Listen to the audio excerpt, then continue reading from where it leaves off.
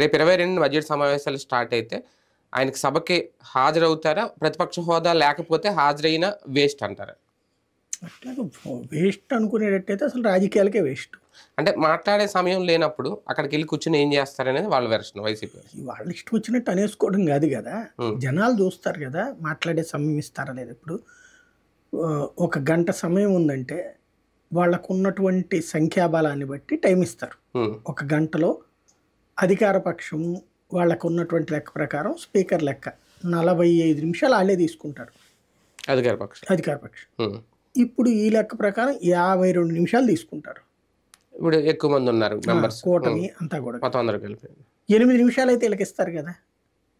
ఈయన 8 నిమిషాల కంటే ఎక్కువ ఉపన్యాసం ఇవ్వగలిగేటటువంటి ఇష్యూ ఏమైనా ఉందా?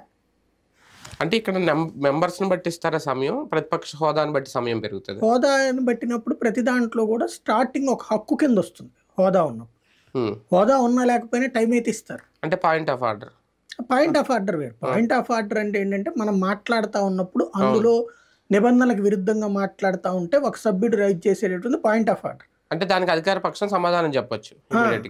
అధికార పక్షం సమాధానం చెప్తుండగా మాట్లాడుతూ ఉండగా ప్రతిపక్షం దాంట్లోంచి పాయింట్ ఆఫ్ ఆర్డర్ లేవనెత్తారు, లేదా ప్రతిపక్షం మాట్లాడుతున్నప్పుడు వాళ్ళైనా అది వేరు.